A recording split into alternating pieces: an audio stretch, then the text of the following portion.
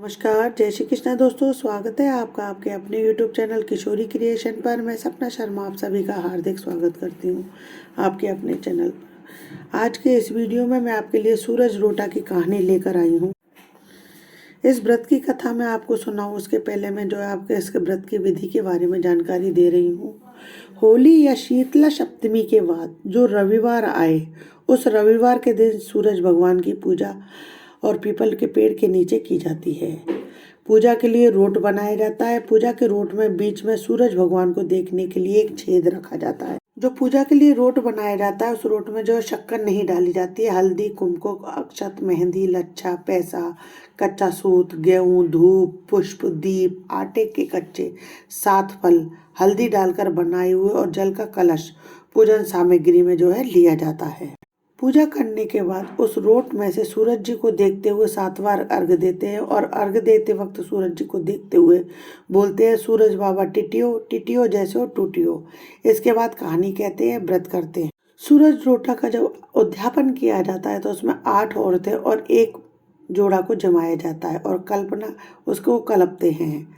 जैसे घर के जो सामान हम मनसते हैं, कलपते हैं, उसे घर की बड़ी महिला, सास, ननंद, जेठानी आदि को पैर छू कर दिया जाता है और उनका आशीर्वाद लिया जाता है। इस दिन एक रोट पूरा स्वयं ही खाते हैं, झूठा नहीं छोड़ते हैं, ना ही उसमें से किसी और को खाने के लिए दे। इस दिन आप जो रोट बनाएं आप उसी उतना ही बनाएं जिसे आप स्वयं खा सकते हैं, क्योंकि उस रोट को ना तो छोड़ते हैं, ना उसे बचाते हैं, ना ही किसी को बांटते हैं। तो आप जितना बड़ा रोट खा सकें उसी हिसाब से आप अपने लिए रोट तैयार करें। यदि आप बड़ा रोट नहीं खा सकें तो आप छोटा रोट बना लें और उस दिन आपको खाना केवल रोटी है। बस इतना ध्यान रखें कि वो बस उतना ही बनाएं जितना आप खा सकें, क्योंकि उसे हम किसी को बांट भी नहीं सकते और झूठा छोड़ भी नहीं सकते। आइए अब सूरज रोटा की कहानी सुनते हैं। एक गांव में एक माँ बेटी थी। माँ गाय चराने जाती थी। चैत का महीना आया, सूरज रोटा का रविवार आया। माँ ने बेटी से कहा, बेटी आज तुम तेरे और मेरे लिए 2 रोट बना ले। मैं गाय चरा कर आती हूँ, फिर हम दोनों जो है मिलकर पूजा करेंगे। अब बेटी ने जो है माँ के कहे अनुसार 2 रोट बनाए, एक रोट माँ के लिए और एक अपने लिए।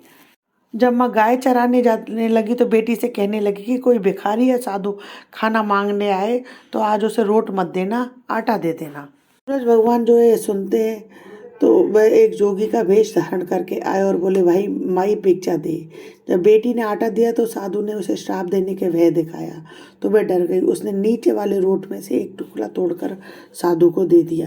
अब जिस रोट में से उस बेटी ने सूरज भगवान को भिक्षा दी थी, वह रोट जो उसकी माँ के बट का था, वह रोट उसकी माँ के बेटे का था। जब उसकी माँ गाय चरा कर घर आई और पूजा करने बैठी, जैसे ही माँ ने रोट खंडित देखा तो वह गुस्से से पागल हो गई और बेटी को झाड़ू और लकड़ी से मारने लगी। अब जब माँ बेटी को मारती है तो बेटी जान बचाने के लिए वहां से भाग जाती है और जंगल में एक पीपल के पेड़ पर जाकर बैठ गई। यहाँ बैठकर वह रोने लगी। ऐसे 2-3 दिन उसके निकल गए। वह भूखी प्यासी पेड़ पर बैठी रही तो सूरज भगवान को उस पर जो है दया आ गई। अब सूरज भगवान उस बेटी के लिए जो चूरमा और पानी भेज देते हैं। इतने में पड़ोसी राज्य के राजा के राजकंवर शिकार खेलकर पेड़ के नीचे ठंडी छाया देखकर सुस्ताने के लिए आकर बैठ गए और बोले, कितना अच्छा होता कि पीने को यहाँ पर थोड़ा सा पानी मिल जाता। और लड़की जो कंवर साहब की ये बात सुनती है, राजकंवर की ये बात सुनती है तो वह पेड़ पर से बैठी बैठी थोड़ा सा पानी गिराती है और तो कंवर गिरता हुआ पानी देखकर उसे पी लेते हैं। अब कंवर को भूख लगने लगी। कंवर बोलते हैं कि मुझे भूख लगी है, कोई खाने को दे दे तो कितना अच्छा होगा। अब वह लड़की पेड़ के ऊपर बैठी बैठी थोड़ा सा चूरमा गिराती है तो कंवर गिरते हुए चूरमे को हाथ में लेकर खा लेती है, जिससे कंवर की भूख प्यास जो है मिट जाती है। अब वह विचार करने लगता है कि अवश्य यहाँ पर ऊपर कोई है। राजकुमार सोचते हैं कि मन में कि मैं जो जो सोच रहा था वो काम हो रहा है, तो इसका मतलब ये है कि पीपल पर कोई अवश्य है। यह सोचकर कंवर ने अपने सिपाहियों को पीपल के पेड़ पर खोज करने के लिए कहा। सिपाहियों ने सब जगह देखते हैं परंतु उनको कुछ भी नहीं मिलता है। तो राजा का कंवर जो है खुद पेड़ पर चढ़ता है और ढूंढता है तो उसे वहाँ पर लड़की नजर आती है। अब राजकुमार जो है उससे पूछता है कि भाई तू कौन है, कि चुड़ैल है कि डाकिन है कि कौन है, तू ये तो बता। तब लड़की अपनी सारी कथा उसे सुनाती है तो राजा के कंवर उसकी मासूमियत, सच्चाई और ईमानदारी और सुंदरता से प्रभावित होकर उससे पूछते हैं कि मेरे साथ तुम शादी करोगी।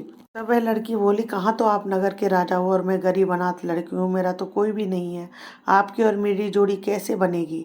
परंतु राजकुमार नहीं माने और गाजे बाजे के साथ उस कन्या को पीपल के पेड़ से नीचे उतार कर ब्याह करके अपने महल को लेकर आ गए। अब कुछ समय बाद राजकुमार के पिताजी की जो है मृत्यु हो जाती है और राजकुमार जो है राजा बन जाते हैं, वह लड़की रानी बन जाती है। अब इसी तरीके से जो है बहुत दिन निकल जाते हैं।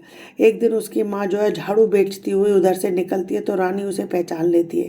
वह दासी से कहकर उसे ऊपर बुलवा लेती है, परंतु उसकी माँ अपनी बेटी को नहीं पहचान पाती है, क्योंकि उसकी बेटी जो है अब राजरानी हो गई है।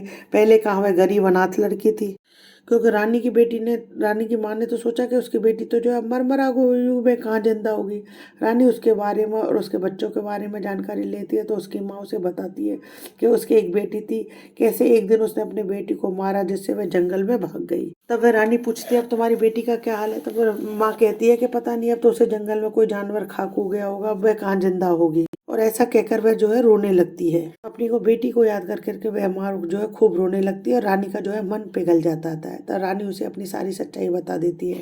जैसे ही उसकी माँ को पता चलता है कि रानी ही उसकी बेटी है तो वह उसे पुनः मारने लगती है। बेटी दुखी होकर उसे एक कमरे में बंद करके ताला लगा देती है। अब इसी तरीके से जो है कुछ दिन निकल जाते हैं। अब एक दिन जो है राजा जी सारे कमरों की चाबियां मांगी तो रानी ने सब कमरों की चाबी दे दी, पर उस कमरे की चाबी नहीं दी जिसमें उसकी माँ बंद थी।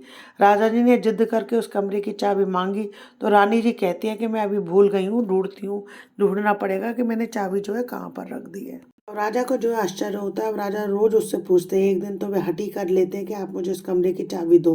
तो एक दिन रानी जी दिखावटी गुस्सा दिखाते हुए डरते हुए चाबी दे देती है। राजा जी चाबी लेकर जब उस कमरे को खोलते हैं तो वहां पर एक बहुत ही सुंदर सोने की पिस्तौल देखते हैं। तो रानी जी से पूछते हैं ये कहाँ से आई। तो रानी जी को एकदम कुछ समझ नहीं आता है। वो कह देती कि मेरे पियर से आई है। जी फिर से हट पकड़ लेते कि आपके पियर से इतनी अच्छी पिस्तौल आई है तो आपका पियर जो है कितना अच्छा होगा। आपने हमें अभी तक ससुराल से इतनी दूर क्यों रखा है, हमें ससुराल जाना है। रानी जी आकर हार कर हाँ कर देती है। अब राजा रानी जो है जैसे ही रानी जी के पियर जाने की तैयारी शुरू कर देते हैं, रानी जी सूरज भगवान से विनती करती है कि हे सूरज भगवान, हमारे लिए 3 दिन का पियर का वासा दे दो। सूरज भगवान उन्हें 3 दिन का पियर दे देते हैं। अब रानी जी राजा जी को लेकर अपने पियर ले जाती हैं। वहाँ उनके भाई भाभी भतीजे भतीजे और खूब बड़ा परिवार होता है। सब उन्हें भाई साहब और बुआ जी बुलाते हैं और खूब लाड़ लड़ाते हैं, बड़े प्रेम से मिलते हैं। इस तरीके से हंसी खुशी जो है पियर में 2 दिन निकल जाते हैं। अब तीसरा दिन शुरू होते ही रानी जी वापस जाने की रट पकड़ लेती है। तब राजा जी का मन वापस जाने का नहीं होता है, पर रानी जी की हट पकड़ लेती है तो राजा जी वापस जाने को राजी हो जाते हैं, क्योंकि राजा पहली बार ससुराल आते हैं और इतना स्नेह आदर सम्मान पाते हैं, प्यार पाते हैं, तो उनका ससुराल से जाने को मन नहीं करता है। पर रानी हट पकड़ लेती है तो रानी के हट के आगे उनको झुकना पड़ता है। दोनों निकलते हैं वहाँ से तो उनके रानी के पियर वाले जो है उनको खूब सारा सामान दे करके विदा करते हैं। वे लोग 3 दिन पूरा होने से पहले ही अपने महल के लिए निकल पड़ते हैं। वे लोग थोड़ी दूर पहुँचते हैं कि रथ का चालक बोला कि मैं घोड़े की जीन वहीं भूल आया हूँ, आप कहें तो मैं जल्दी से लेकर आ जाता हूँ। वह राजा की अनुमति लेकर जब गांव की तरफ जाता है और जब वहां से वापस लौटता है तो वह बहुत घबराया हुआ होता है। राजा जी उससे पूछते हैं कि क्या हुआ। तब वह चालक बोलता है कि वहां तो कोई भी गांव नहीं था, ना ही कोई व्यक्ति था। वहां तो जंगल ही जंगल था और घोड़े की जीन भी एक पेड़ पर टंगी हुई थी। सब दूर दूर दूर तक जो है साए साए हो रही थी। वहाँ आदमी का तो नाम भी नहीं था। अब राजा जी जो है रानी जी से इस बारे में पूछते तो रानी उनको पूरी कहानी बता देती है कि एक बार उसने सूरज रोटा पर रोट बनाए थे और कोई उनसे मांगने वाला आ गया तो उसने रोट का एक टुकड़ा उसे दे दिया। वह रोट जो है उसकी माँ के हिस्से का था।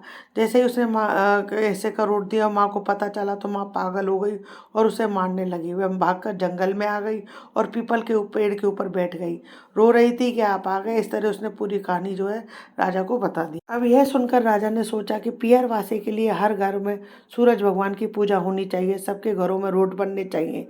राजा ने पूरे राज्य में मुनादी करवा दी। तब से सभी अपने घरों में रोट बनाकर उसकी पूजा करते हैं और उन्हें घर के बाहर नहीं निकालते हैं। और वह महिला इतना ही रोट बनाती है जिसे वह स्वयं खा सके, उसे बाहर फेंक भी नहीं सकती है।